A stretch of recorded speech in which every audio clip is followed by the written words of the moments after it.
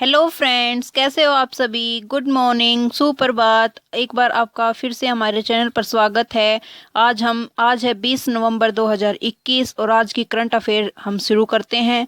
चलिए दोस्तों, शुरू करते हैं। फर्स्ट क्वेश्चन है फ्रेंड्स, अबू धाबी अंतर्राष्ट्रीय पेट्रोलियम प्रदर्शनी और सम्मेलन में भाग लेने के लिए संयुक्त अरब अमीरात को 3 दिवसीय यात्रा पर कौन है।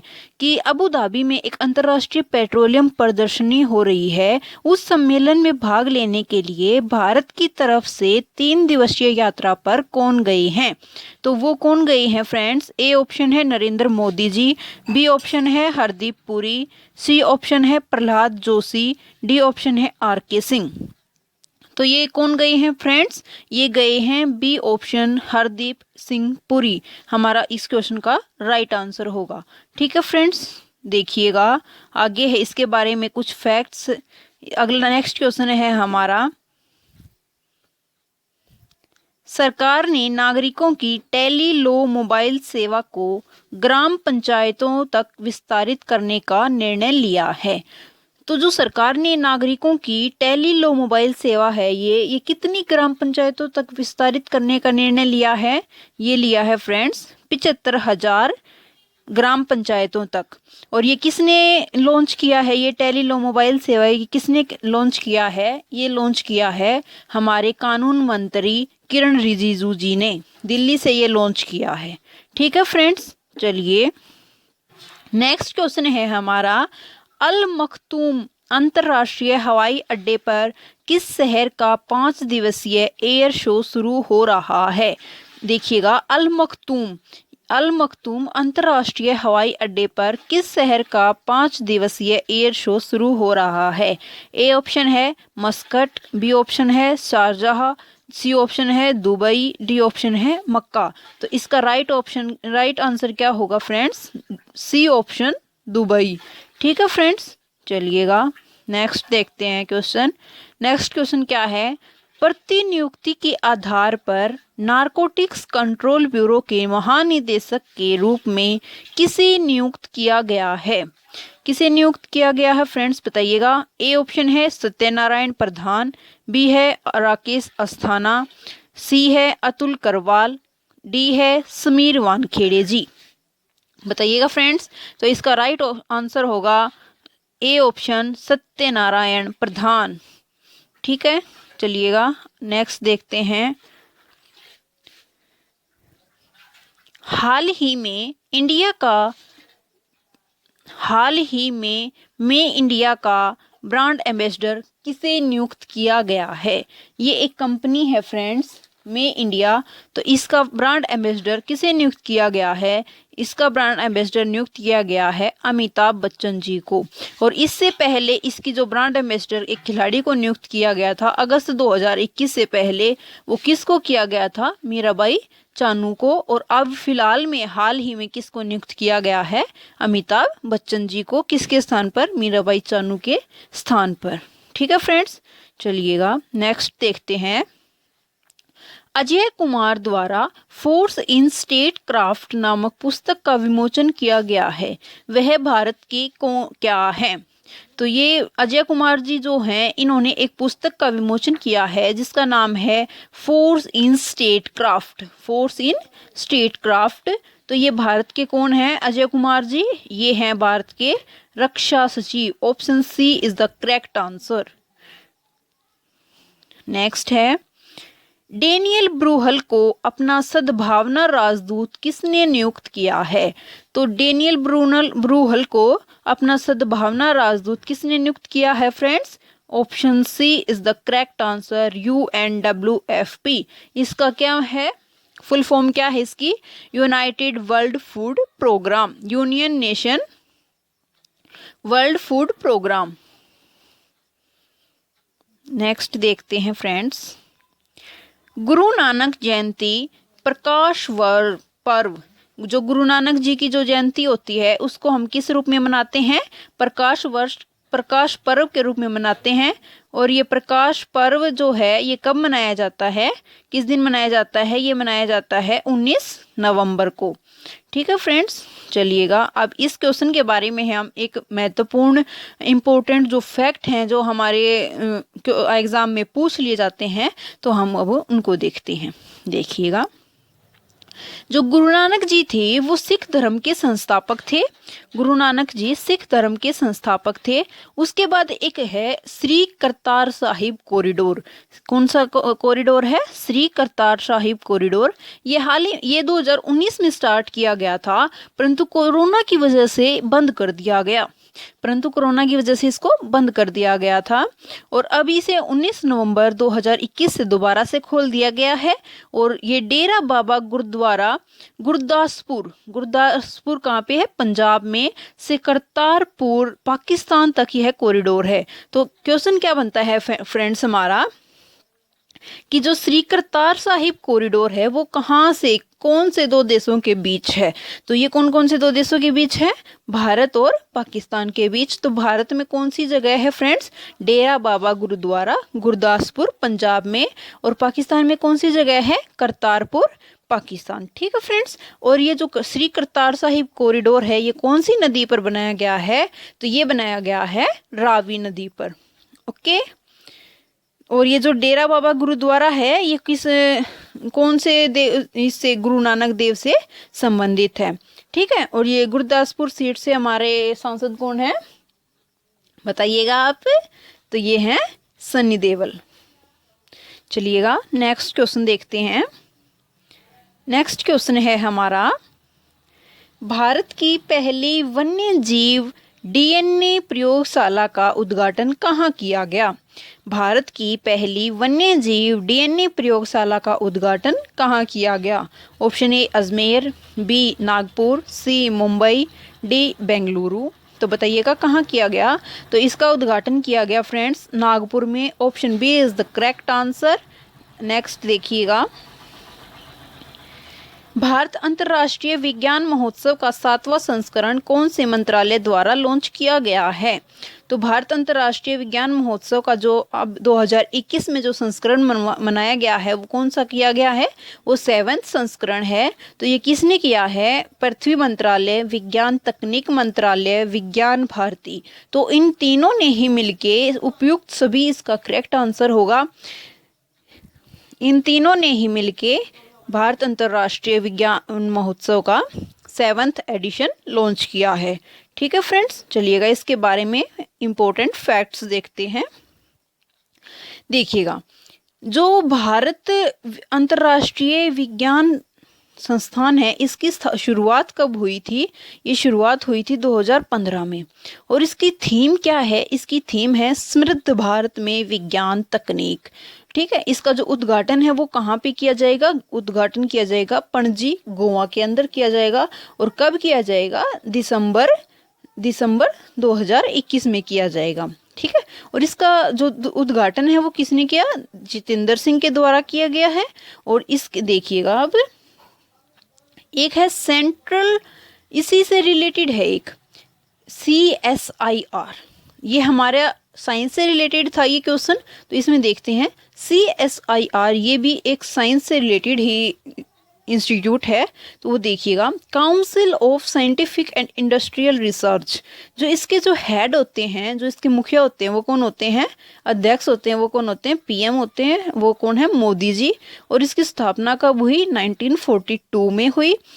अब देखिएगा, एक पुरस्कार है, फेमस पुरस्कार है शांति स्वरूप भटनागर अवार्ड। ये अवार्ड किस क्षेत्र में दिया जाता है? ये मोस्ट इम्पोर्टेंट क्वेश्चन है फ्रेंड्स, इसे आप जरूर याद रखिएगा। शांति स्वरूप भटनागर अवार्ड किसी न किसी एग्जाम में जरूर मिलेगा आपको ये। देखिएगा, तो ये कौन से क्षेत्र में है? विज्ञान तकनीक क्षेत्र में है। और ये किसको मिला है? शांति स्वरूप जो ये डॉक्टर हेमंत कुमार है इसको मिला है scientist of the year award. ये भी क्वेश्चन पूछ सकते हैं आपसे कि scientist of the year award किसे मिला है? तो ये मिला है डॉक्टर हेमंत कुमार को। ठीक है फ्रेंड्स, नेक्स्ट देखते हैं DRDO। डीआरडीओ ये भी एक ऑर्गेनाइजेशन है। इसकी स्थापना होती है 1 जनवरी 1958 को। इसके अध्यक्ष हैं सतीश रेड्डी जी। और इसका डीआरडीओ का जो ध्येय वाक्य है वो है बलश्य मूलम विज्ञानम, विज्ञान ही बल की जड़ है। ठीक है फ्रेंड्स, नेक्स्ट देखिएगा, वैश्विक रिश्वत जोखिम सूचकांक 2021 में भारत की रैंक क्या है? तो वैश्विक रिश्वत सूचकांक जोखिम सूचकांक 2021 में जो भारत की रैंक है वो है 77। ठीक है फ्रेंड्स, सॉरी फ्रेंड्स, ये थोड़ा मिस्टेक हो गया, ये 32 नहीं, ये 82 है। ठीक है, देखिएगा जो 2021 में है वो 82 रैंक है और जो 2020 में थी जो रैंक वो 77 रैंक थी। ठीक है फ्रेंड्स, इसके लिए थोड़ी माफ़ी चाहूँगी।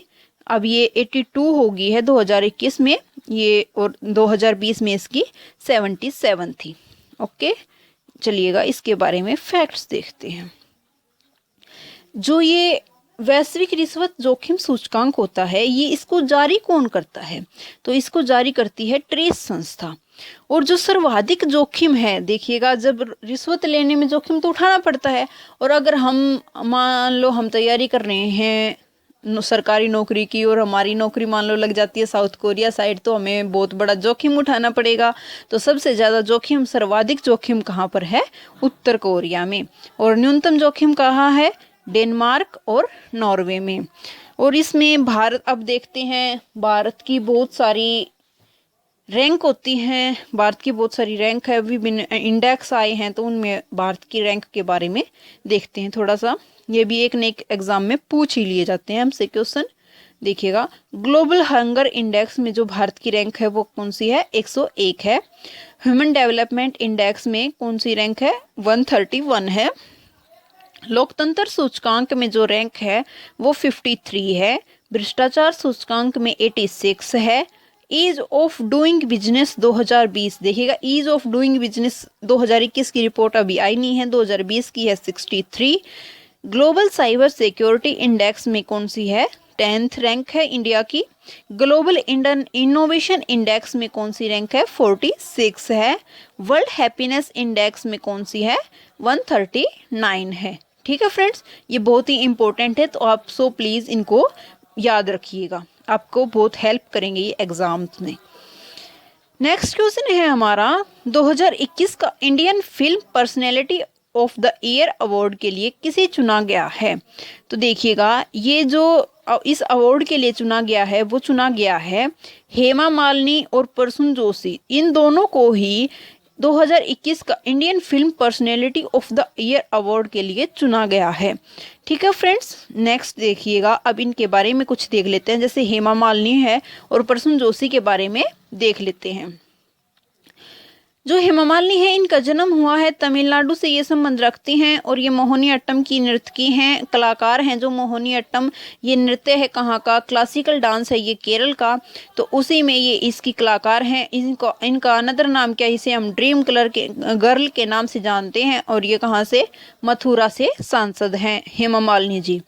नेक्स्ट है प्रसून जोशी जी, ये गीतकार हैं। इन्होंने रंग दे बसंती चोला ये फिल्म है, भाग मिल्खा भाग जैसी फिल्म है, तारे जमीन पर फिल्म है, इनका लिखने का काम इन्हीं ने किया है, प्रसून जोशी जी ने किया है। ठीक है फ्रेंड्स, चलिएगा नेक्स्ट क्वेश्चन है हमारा, हाल ही में राशन आपके ग्राम योजना किस सरकार द्वारा शुरू की गई है? राशन आपके ग्राम योजना, देखिएगा कल एक योजना शुरू की गई थी दुआरे राशन। तो वो दुआरे राशन पश्चिम बंगाल ने शुरू की कि हम आपके घर तक, हम आपके द्वार तक राशन पहुंचाएंगे। और उसके साथ साथ मध्य प्रदेश वाले बोलते हैं कि हम आपसे कम नहीं हैं, हम भी आपके ग्राम तक राशन पहुंचाएंगे वही। ठीक है, तो ये राशन आपके ग्राम योजना किसने शुरू की है? मध्य प्रदेश ने, एमपी ने। ये जनजातीय क्षेत्रों में, जो जनजातीय क्षेत्र होते हैं, शेड्यूल्ड ट्राइब वाले क्षेत्र होते हैं, उनमें राशन पहुंचाने के लिए इन्होंने ये योजना लॉन्च की है। ठीक है फ्रेंड्स, चलिएगा कुछ इम्पोर्टेंट योजना देख लेते हैं अब हम कौन कौन सी हैं। जैसे देखिएगा चिरंजीवी योजना, बहुत बहुत बहुत महत्वपूर्ण क्वेश्चन है ये। चिरंजीवी योजना बहुत सारे पेपर में देखने को मिलता है ये क्वेश्चन। तो ये कब शुरू की गई? 1 मई 2021 को किसने शुरू की? राजस्थान ने शुरू की। और इसे क्या कहते हैं? स्वास्थ्य बीमा योजना। स्वास्थ्य बीमा योजना का ही दूसरा नाम क्या है? चिरंजीवी योजना। और एक है एक मैंने बताया आपको पहले ही, द्वारे राशन योजना, ये किसकी है? पश्चिम बंगाल की है। उज्ज्वला योजना 1.0। उज्ज्वला योजना 1.0 कहाँ से शुरू की गई? बलिया, यूपी से। और ये किससे है इसका संबंध? एलपीजी से। इसका संबंध किससे? एलपीजी से संबंध है इसका। और उज्ज्वला योजना 2.0 कहाँ से शुरू की गई? महोबा, यूपी से शुरू की गई। ठीक है फ्रेंड्स। उसके बाद देखिएगा, लाल लकीर मिशन किसका है? पंजाब का है। वसुंधरा जो योजना है वो किसकी है? असम की है। ठीक है फ्रेंड्स, चलिएगा नेक्स्ट देखते हैं। हाल ही में संजय कुमार मिश्रा का कार्यकाल 1 साल के लिए बढ़ाया गया है, वह किसके निदेशक हैं? देखिएगा, अब हाल ही में दो के निदेशकों का कार्यकाल बढ़ाने के लिए अध्यादेश लाया गया है। और अध्यादेश का जो वर्णन है वो किस आर्टिकल में है? राष्ट्रपति जो अध्यादेश लाते हैं उसके लिए जो आर्टिकल है वो हमारा आर्टिकल है 123, 123 आर्टिकल है। और जो राज्यपाल जो अध्यादेश लाते हैं उसके लिए जो हमारा आर्टिकल है वो कौन सा है? 231। राष्ट्रपति के लिए 1, 2, 3, और अगर राज्यपाल का पूछ लेते हमसे तो 231 है। ठीक है। और ये किस किस का कार्यकाल बढ़ाया गया? 5 वर्ष तक बढ़ाने के लिए इनका अध्यादेश जारी किया गया है। और इसमें संजय कुमार मिश्रा, जिसका कार्यकाल 1 साल के लिए बढ़ा दिया गया है, वे किसके निदेशक हैं? ये निदेशक हैं ईडी। ईडी का क्या मतलब है? ईडी का मतलब है इन्फोर्समेंट डायरेक्टरेट। ईडी का मतलब क्या है? Enforcement directorate. ठीक है फ्रेंड्स, इसके बारे में कुछ फैक्ट देखते हैं। अब आगे देखिएगा, जो सीबीआई के डायरेक्टर हैं वो कौन है? सुबोध कुमार जायसवाल जी हैं। और जो सीवीसी के डायरेक्टर हैं वो कौन है? सुरेश पटेल जी हैं। ठीक है। नेक्स्ट क्वेश्चन है हमारा, सलमान खान को कोविड-19 के टीकाकरण का राजदूत किसने बनाया है? देखिएगा, अब सलमान खान जी को कोविड-19 टीकाकरण के लिए राजदूत बना दिया गया ताकि बहुत सारे लोग टीकाकरण करवा लें। तो इसके लिए किसने बनाया है? ये बनाया है महाराष्ट्र ने। ठीक है फ्रेंड्स। और जो पंजाब ने बनाया है वो किसको बनाया है? सोनू सूद को बनाया है। याद रखना, ये इम्पोर्टेंट। देखिएगा फ्रेंड्स, अब जैसे कि एसएससी जीडी का एग्जाम हो रहे हैं तो वहाँ पे बहुत सारे स्टैटिक जीके के फैक्ट्स पूछ लिए जाते हैं। तो करंट अफेयर से रिलेटेड जो, जैसे कि हम 2-2, 3-3 टॉपिक साथ साथ इसके भी कवर करते चलेंगे तो इससे हमारा फायदा होगा बहुत सारा। देखिएगा, अब आज हम देखते हैं ज्ञानपीठ पुरस्कार। ज्ञानपीठ पुरस्कार देखिएगा, ये कितनी भाषाओं में दिए जाते हैं? ज्ञानपीठ पुरस्कार, यही क्वेश्चन बन जाता है कि ज्ञानपीठ पुरस्कार कितनी भाषाओं में दिए जाते हैं? तो ये दिए जाते हैं 23 भाषाओं में। 23 कौन कौन सी भाषा होती हैं? 22 तो हमारी जो संविधान की अनुसूची नंबर 8 में जिनका वर्णन दिया गया है, 22 तो वे भाषाएं हैं। और इंग्लिश ऐड की जाती है इसमें, तो मिला दी जाती है, तो ये हो जाती हैं 23 भाषाओं में हमें ज्ञानपीठ पुरस्कार दिया जाता है। और जो इसकी राशि है वो कितनी है? 11 लाख रुपए है। पहला जो ज्ञानपीठ पुरस्कार था वो किसे दिया गया था? वो दिया गया था जीएस ग्रुप को इन 1965 1965 में जीएस ग्रुप को मलयालम भाषा के लिए पहला ज्ञानपीठ पुरस्कार दिया गया था। और 54वें नंबर का 2018 में ये किसे ज्ञानपीठ पुरस्कार किसे दिया गया? तो ये दिया गया अमिताभ घोष जी को। किसके लिए दिया गया था? ये दिया गया था इंग्लिश के लिए। 55 नंबर का 55वें नंबर का ज्ञानपीठ पुरस्कार किसे दिया गया? ये दिया गया अक्कीतम अच्युतम नंबूदरी जी को 2019 में। कौन सी भाषा के लिए? मलयालम भाषा के लिए। और 1968 में सुमित्रा नंदन पंत जी को हिंदी भाषा में दिया गया ज्ञानपीठ पुरस्कार। और ये जो सुमित्रा नंदन पंत जी थी, ये पहली महिला थी। ठीक है। उसके बाद देखिएगा, 1976 में जो दिया गया वो दिया बंगाली भाषा का पहला ज्ञानपीठ पुरस्कार दिया गया। और किसे मिला? वो मिला आशापूर्णा देवी जी को। ठीक है। अब देखिएगा, जो ये ज्ञानपीठ पुरस्कार है ये कितनी भाषा में दिया जाता है? 23 भाषा में। और जो साहित्य पुरस्कार है ये कितनी भाषा में दिया जाता है? 24 भाषा में। तो 24 कौन कौन सी भाषाएं हो जाती हैं? 22 तो हमारी संविधान की सूची अनुसूची में जो वर्णन है जिनका वो हो जाते हैं, और एक हो जाती इंग्लिश, और उसके साथ साथ राजस्थानी भी साहित्य पुरस्कार में ऐड कर ली जाती है। ठीक है फ्रेंड्स, चलिएगा आगे देखते हैं। अब हम कुछ और सम्मान हैं, ये भी बहुत पूछे जाते हैं कि उस पेपर में। तो देखिएगा, सरस्वती सम्मान। सरस्वती सम्मान किसके द्वारा, एक तो क्वेश्चन यही बन जाता है हमारा कि सरस्वती सम्मान कौन देता है? तो ये के बिरला फाउंडेशन देता है। उसके बाद पहला किसको दिया गया? ये किसको दिया गया? हरिवंश राय बच्चन जी को। कब दिया गया? 1991 में। ये बहुत सारे क्वेश्चन बन जाते हैं फ्रेंड्स, तो इसको आप याद रखिएगा। ठीक है, कब दिया गया? 1991 में। 29वां किसे दिया गया? वासुदेव मोही जी को।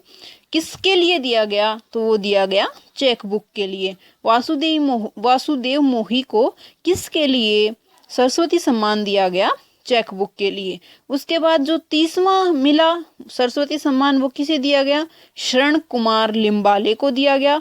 किसके लिए गया? सनातन के लिए दिया गया। पद्मा सचदेवा जी थे, इनको 2015 में दिया गया था। किसके लिए दिया गया था? डोंगरी भाषा के लिए। ठीक है फ्रेंड्स, नेक्स्ट देखते हैं हम व्यास सम्मान के देखते हैं। अब हमने सरस्वती सम्मान देख लिया, देखो हमने ज्ञानपीठ पुरस्कार देख लिया, व्यास सरस्वती सम्मान देख लिया। अब हम देखते हैं व्यास सम्मान। व्यास सम्मान और सरस्वती सम्मान दोनों के बिरला फाउंडेशन के द्वारा दिए जाते हैं, और ये दोनों 1991 में शुरू हुए थे। सरस्वती सम्मान जो है वो हरिवंश राय बच्चन जी को मिला था पहला, और जो व्यास सम्मान है वो किसको मिला था? रामविलास शर्मा जी को मिला था। 29वां सरस्वती सम्मान किसे मिला? वासुदेव मोही को चेकबुक के लिए। और 29वां व्यास सम्मान किसे मिला? नाशिरा शर्मा को कागज की नाव के लिए। कागज की नाव के लिए व्यास सम्मान 29वां किसे मिला? नाशिरा शर्मा जी को। उसके बाद 30वां सरस्वती सम्मान किसे मिला? शरण कुमार लिम्बाले जी को सनातन के लिए। और 30वां व्यास सम्मान किसे मिला? शरद पगारे जी को। किसके लिए? पाटलिपुत्र की सम्राज्ञी के लिए। ठीक है फ्रेंड्स, अब एक फैक्ट और है, ये ममता कालिया का दुखम सुखम नॉवल था इसका, जो 2017 में इसे व्यास सम्मान दिया गया। ठीक है फ्रेंड्स, अब देखिएगा आगे हम देखते हैं कॉमनवेल्थ गेम। कॉमनवेल्थ गेम हमारे कब हुए थे? 2018 में हुए थे हमारे कॉमनवेल्थ गेम। 2018 में हुए। कहाँ हुए? गोल्ड कोस्ट ऑस्ट्रेलिया में हुए। और उस समय ध्वजवाहक कौन थी? उद्घाटन के समय देखिएगा, जो भी गेम्स होते हैं उनके ध्वजवाहक होते हैं वो दो होते हैं, एक उद्घाटन के समय होते हैं, एक समापन के समय होते हैं। तो जो कॉमनवेल्थ गेम्स 2018 गोल्ड कोस्ट में हुए थे ऑस्ट्रेलिया में, उस समय उद्घाटन के समय ध्वजवाहक कौन थी? पीवी सिंधु थी। और जो समापन के समय थी वो थी कौन? MC मैरी कॉम थी। ठीक है फ्रेंड्स, और इसमें जो ऑस्ट्रेलिया था वो टॉप पर रहा था। 198 जो पदक थे इसके, 198 पदक के साथ ये ऑस्ट्रेलिया जो है वो पदक तालिका में टॉप पर रहा था। और उसी में भारत तीसरे स्थान पर रहा था। थर्ड पोजीशन किसकी थी? भारत की थी। और कितने मेडल थे? 66 मेडल थे टोटल, और जिसमें 26 गोल्ड थे। और जो 2022 में जो आयोजन होगा वो कहाँ होगा? बर्मिंघम इंग्लैंड में होगा। ठीक है, नेक्स्ट देखते हैं एशियन गेम्स और देखते हैं। एशियन गेम्स का भी आयोजन 2018 में हुआ इंडोनेशिया में। कहाँ पे हुआ? इंडोनेशिया में हुआ। पहले कहाँ हुए थे? 1951 में दिल्ली में हुए थे। और जो 2018 में एशियन गेम्स हुए इंडोनेशिया में, उसमें पदक तालिका में फर्स्ट पोजीशन किसने हासिल की? चीन ने। और भारत कौन से स्थान पर रहा? 8वें स्थान पर रहा। टोटल कितने पदक थे भारत के? 69 थे। और गोल्ड कितने थे? 15 थे। ये मोस्ट इंपोर्टेंट क्वेश्चन याद रखना फ्रेंड्स, कि उद्घाटन कार्यक्रम के ध्वजवाहक, सॉरी फ्रेंड्स ये ध्वजवाहक है, ध्वजवाहक कौन होंगे? कौन थे? नीरज चोपड़ा जी थे। ये नीरज चोपड़ा जी का नाम फिलहाल में टोक्यो ओलंपिक में गोल्ड जीतने के बाद बहुत चर्चा में है, तो एग्जामिनर इसको पूछ सकता है। तो 2018 के जो एशियन गेम्स से थे उसके उद्घाटन कार्यक्रम के ध्वजवाहक कौन थे? नीरज चोपड़ा जी थे। और जो 2022 में जो एशियन गेम्स का आयोजन होगा वो कहाँ होगा? होंगजाऊ चीन के अंदर होगा। ठीक है, नेक्स्ट है शिक्षा की वार्षिक स्थिति रिपोर्ट 2021 ASCR 2021 सर्वेक्षण का कौन सा संस्करण जारी किया गया है? तो इसका कौन सा संस्करण जारी किया गया है फ्रेंड्स? वो किया गया है 16th। Option B is the correct answer. Next देखते हैं, शिक्षा समवर्ती सूची का विषय है। शिक्षा जो है समवर्ती सूची का विषय है। देखिएगा फ्रेंड्स, इससे पहले जो शिक्षा है वो राज्य सूची का विषय होता था, लेकिन 42वें संविधान संशोधन के तहत 1976 में एक संविधान संशोधन किया गया, 42वां संविधान संशोधन, जिसके तहत शिक्षा को राज्य सूची के विषय से हटाकर समवर्ती सूची में ऐड कर दिया गया। ठीक है। और उसके बाद देखिएगा, जो नई शिक्षा नीति 2020 है वो किस समिति की सिफारिश पर आई थी? तो वो आई थी कस्तूरी रंगन समिति की सिफारिश पर, 34 वर्षों के बाद आई थी। दो पहल हैं, एक तो सार्थक पहल है, वो शिक्षा से रिलेटेड है। और शिक्षा मंत्री कौन है? हमारे धर्मेंद्र प्रधान जी कौन है? हमारे शिक्षा मंत्री हैं। ठीक है फ्रेंड्स, एक तो सार्थक पहल है हमारी और एक पहल है निपुण पहल। सार्थक पहल के तहत क्या है कि टीचर और बच्चों का विकास कैसे किया जाए, टीचर और स्टूडेंट का विकास से रिलेटेड है हमारी सार्थक पहल। ठीक है फ्रेंड्स, तो चलिएगा फ्रेंड्स, आज के लिए इतना ही। अगर आपको वीडियो अच्छी लगे तो शेयर, सब्सक्राइब, लाइक करना मत भूलना और कमेंट करके ज़रूर बताना। Thank you friends.